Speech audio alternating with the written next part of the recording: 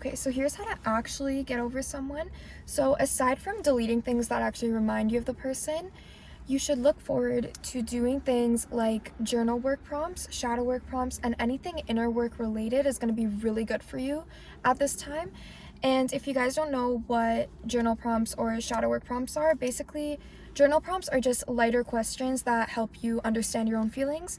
And if you search up on Pinterest or anywhere for that matter, like journal prompts on getting over someone, journal prompts on how to let go of a situation, whatever it is, you're going to find so many results and you can do whichever ones are aligned with you. And I find that it helps me, and I know other people that it helps as well. If you want to like write it down physically or write it down in your notes app, that should help you clarify your feelings, because at the start you're going to be so emotional that this thing just happened and your emotions are going to be clouding your judgment really bad. So once that kind of subsides and you've let it out, you've done the crying, which is totally okay, and I recommend that to anybody. I don't think suppressing your emotions is a good idea at all, because it's just gonna blow up in your face later on. Like, you're better off dealing with it at the very start.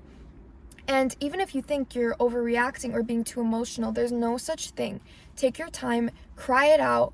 Weeks, month max, I would say. You really do not want to go past that. Like, that would genuinely be really bad if you're like crying about the same person like days on end for a month straight. I would say like at that point you really got to like pick yourself up.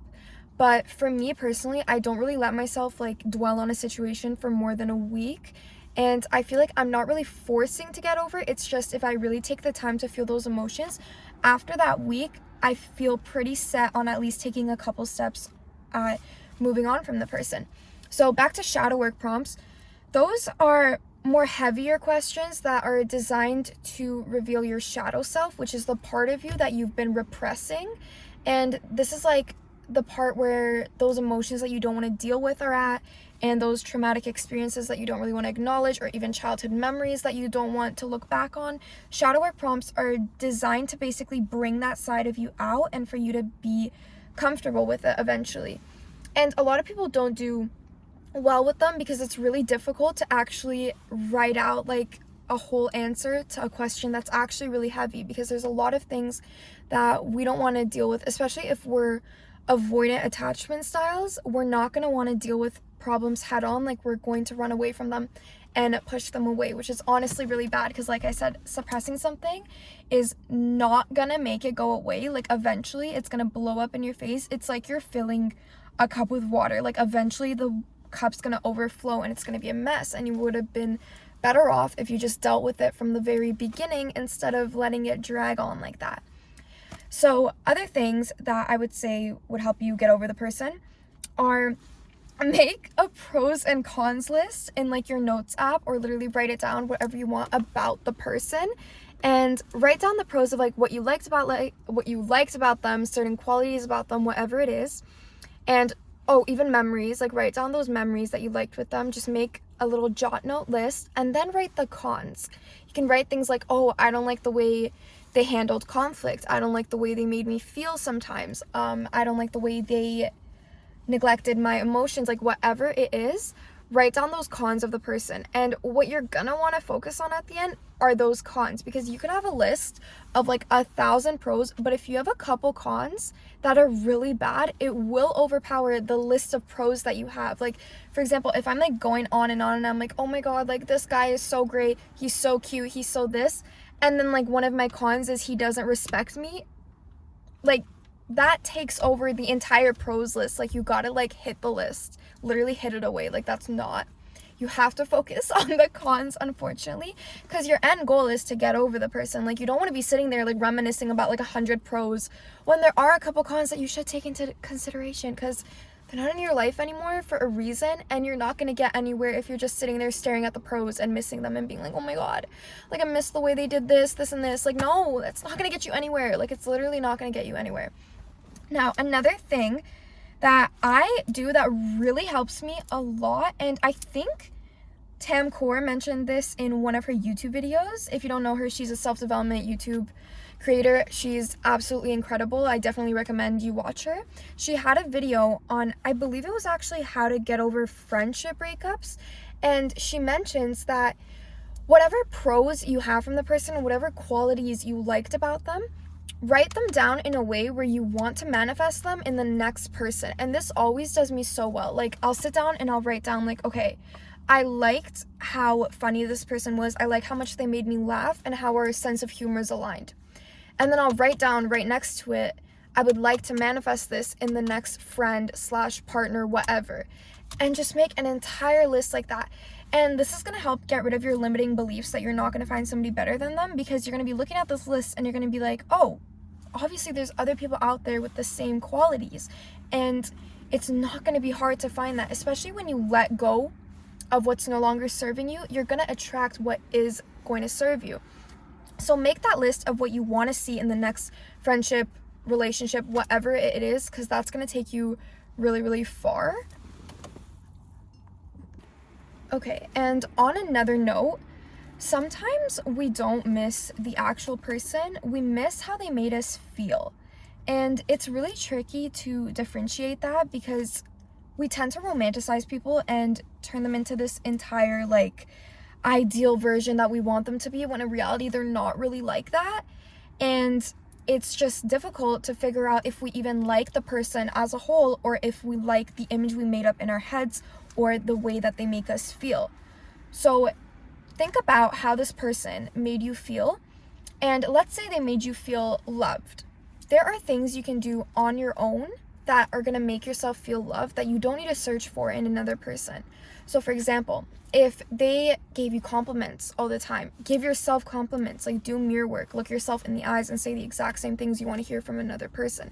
If they bought you a lot of gifts and you miss that, go and buy yourself shit. You know what I'm saying? Like, don't wait around for people to make you feel a certain way when you for a fact can literally make yourself feel that way. And you don't need to depend on another person for that. Like, you're not going to get anywhere depending on other people, because people and situationships are always, not situationships, well, those two, but situations are unreliable, and the only person that's truly reliable is going to be you. And that's the only thing that you can depend on. Like, you can always depend on yourself, and sometimes you think you can depend on another person, but something might happen in the future and they're not going to be there, or there was a situation where they weren't, like, available to help you. And that's okay, because people are human and we can't expect them to be perfect all the time and be by our fucking 24/7, like, our side all the time. But you just got to learn to depend on yourself and become so comfortable with your own company that you don't need that person by your side anymore, because whatever they were giving you, you can literally give to yourself. And this falls into becoming really content and familiar with your own company and solitude. Like, you need to embrace these periods of solitude. Like, if you just lost a person and you're on your own, there's a reason for that. Like, don't be worried and don't be scared that you're not gonna, like, find something good in the future, or that you're gonna, like, end up alone or whatever. Like, don't think that way. You have people around you that love you, and if you genuinely can't name a single person that loves you, that's okay, because you gotta love yourself, and that's about it. You still cannot measure your worth to somebody else's opinion of you, and somebody else's actions do not reflect your worth either.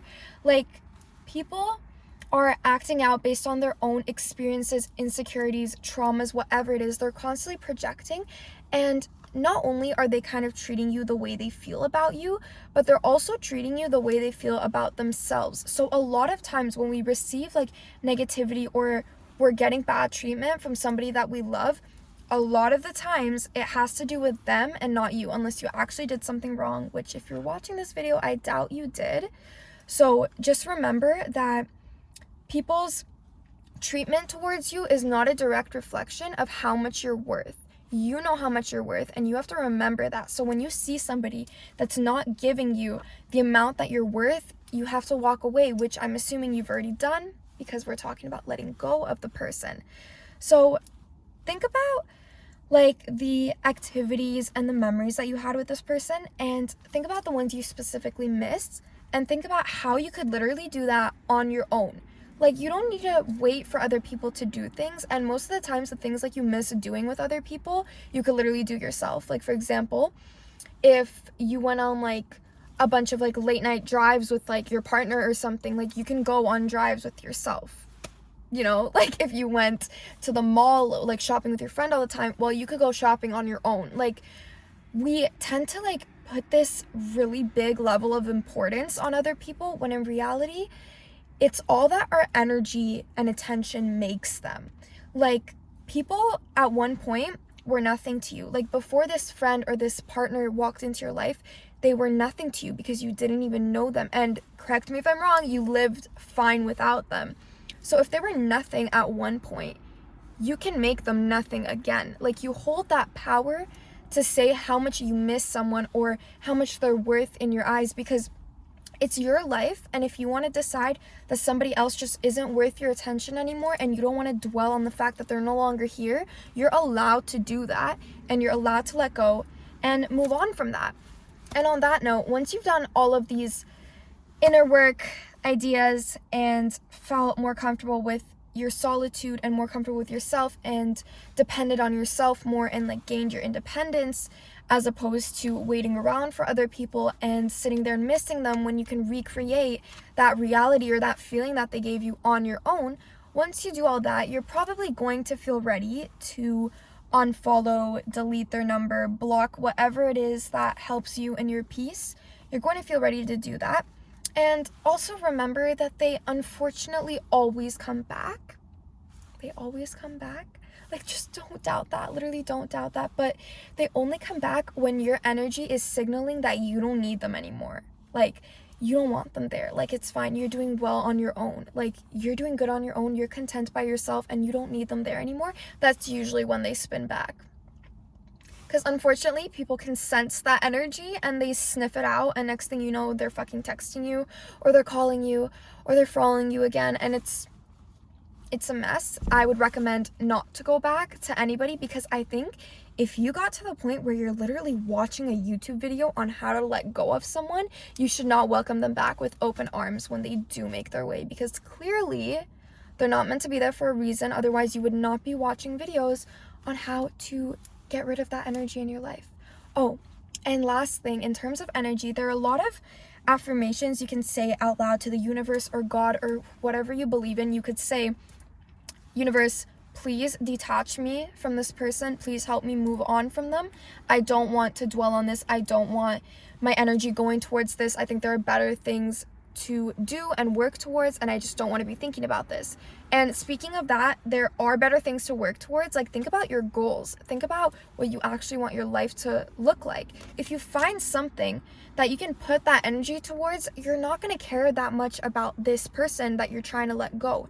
And this isn't meant to serve as some sort of distraction where you're just running away from your thoughts and doing this just so you don't have to think about that. No. While you're thinking about it and while you're going through these emotional turmoils and this mess of getting over this person, you're gonna have something on the side that you could do that's gonna make you feel good about yourself. You're gonna be happy with that, and you can continue with that while you're dealing with all of this. So say those affirmations out loud. They really do help.